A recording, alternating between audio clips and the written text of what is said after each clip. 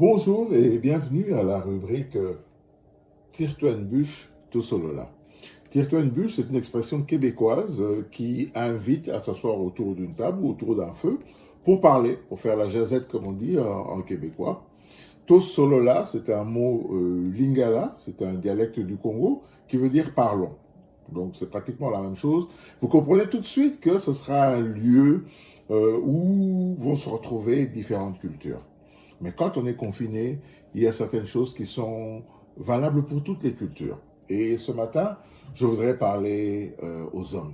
Je voudrais vous dire un petit mot.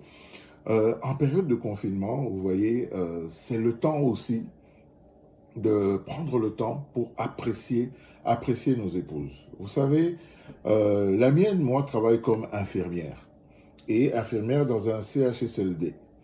Vous savez qu'au Québec, ces derniers temps, on a beaucoup parlé de risques élevés ou de nombre de victimes élevées dans les CHSLD.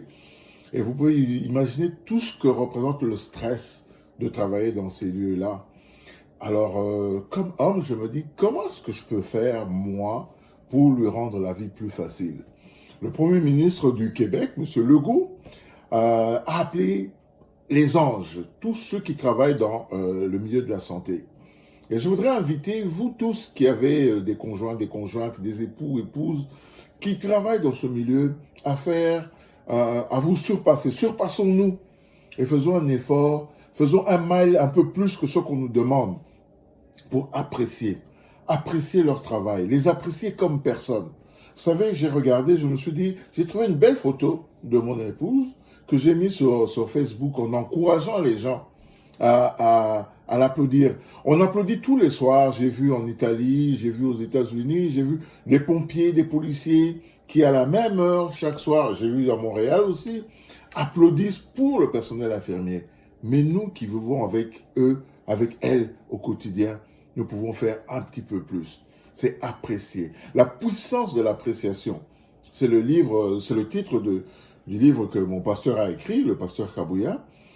La puissance de l'appréciation a une capacité incroyable de restaurer, de faire du bien à des gens qui sont en première ligne au quotidien. Donc, je me suis efforcé de faire cela. Et puis, en regardant les choses, étant confiné, j'ai pu retourner dans nos vieilles boîtes et retrouver les vieilles photos d'antan. Et je me rends compte que ça fait 34 ans que nous sommes mariés et 34 ans pour lesquels j'ai vraiment voulu apprécier. Donc j'ai fait un petit montage avec toutes ces années, sa carrière d'infirmière, etc. Parce qu'aujourd'hui, oui, ce n'est qu'une phase, mais c'est une personne qui est passée au travers de Ebola, alors que nous étions encore en Afrique, au Congo, de la guerre civile, soigner les victimes de la guerre, des plaies terribles, etc. C'est du stress au quotidien. Je me suis dit, je ne peux pas me contenter d'apprécier tous les efforts qu'elle fait aujourd'hui, mais je dois être capable de lui dire, réellement, tu es une héroïne, parce que tu as commencé ce travail il y a très longtemps.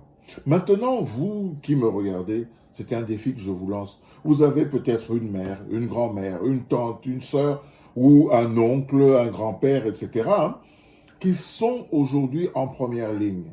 C'est bien, et ils apprécient d'être applaudis par la police, par les pompiers, et par d'autres services, par le Premier ministre, comme chez nous, M. Legault, et M. Trudeau également. Mais quand ces appréciations viennent de nous qui vivons avec eux, ça les touche au cœur et ça leur fait énormément de bien. Comment lui rendre la vie plus agréable lorsqu'elle rentre à la maison? Comment faire de sorte que son réflexe naturel d'épouse ne la pousse pas à aller faire le ménage, etc.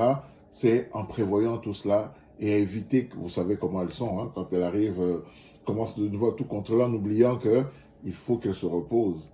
C'est à ce moment-là que, comme hommes, nous nous impliquons et nous leur rendons la tâche plus facile.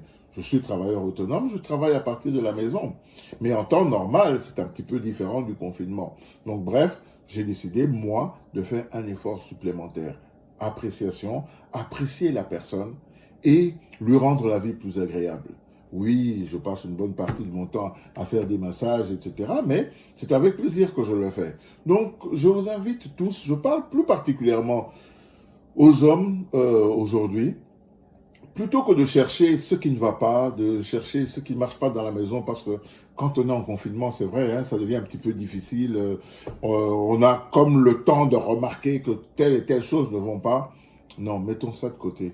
Mettons de l'avant l'appréciation. L'appréciation, mettons de l'avant le besoin, la volonté de faire du bien autour de nous. Donc voilà, je ne vais pas être très long, mais aujourd'hui, fais du bien à ton conjoint, fais du bien à ta conjointe, fais du bien au tien, fais un effort. C'est comme cela que nous soutenons ceux qui sont en première ligne, parce que à l'arrière-garde, ils sont assurés que tout va bien, qu'ils sont aimés, qu'ils sont appréciés. Bonne journée à vous, faites du bien, appréciez.